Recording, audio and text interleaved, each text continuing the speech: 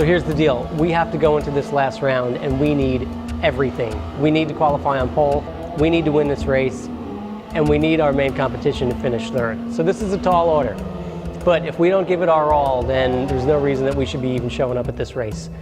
We're going in with the mindset that the car is going to be perfect, which United Autosports is going to deliver for us. Patrick and I have experience at this track from racing an LMP3 last year, and we won at this track, but you can never be too prepared.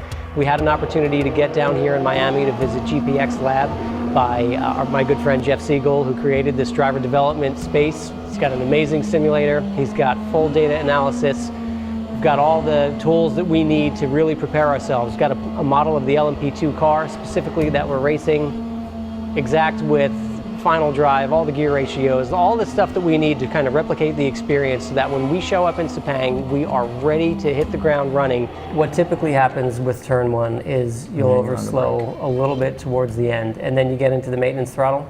Also, like if you're tight enough around the apex at the beginning, you have no choice but to wait for to accelerate until you've turned all the way around and then you're straight. If you come off of this apex curve like a car width or so, in the middle and just try to wait, thinking more so that you're trying to create the straight line so that you can accelerate some between 1 and 2, you'll get the chance to give it more throttle in a more effective way, right? So after all these rounds, we don't have the points that we were hoping to have, but just being at a deficit, we have nothing to lose. So we might as well go for it. If there's a chance, I'm going for it, 100% in. We're trying to achieve everything we can get. We're working out, we're meeting with engineers, we're calling around, we're talking to each other daily, we're flying down doing these simulators. We're working every angle that we can work at so that we show up and we are just animal and we can make it so that we get as many points as we can get qualifying and we're ahead of our competitors so that we finish this championship out and clinch the championship for second season in a row, first season in P2. So it's a tall order for sure. But it's not unachievable and we can do it.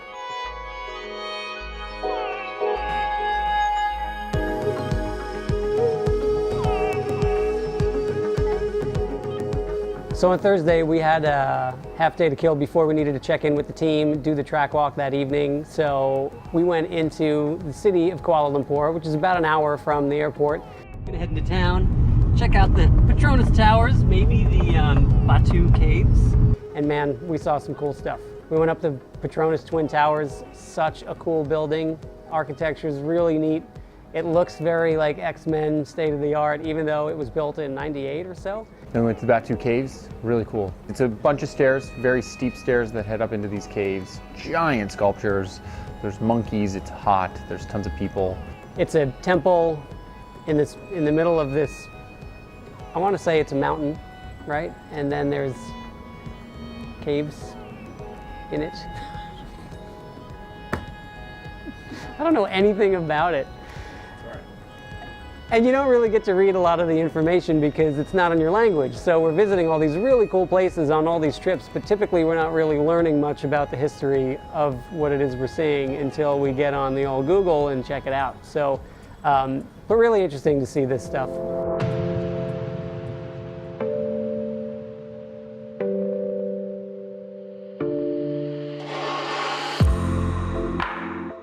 Beautiful Malaysia. It is beautiful right now. It's a muggy 90 degrees. Might be creeping down to 89. It's extremely hot. Inside the car, it's very hot. Outside the car is hot. Our crew guys are hot.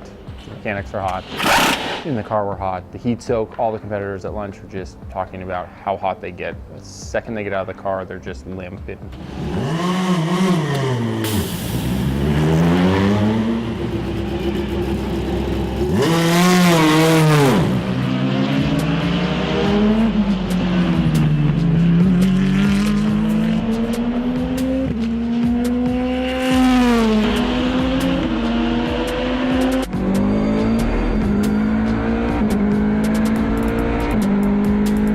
I have to tell you, this team, United Autosports, they are fantastic, and the amount of effort that's gone in to this program and with a lot of the issues we've had with our car in particular has been phenomenal. So clearly, hats off to these guys. The problem is with a race car, anything can go wrong at any time. We're back in the garage.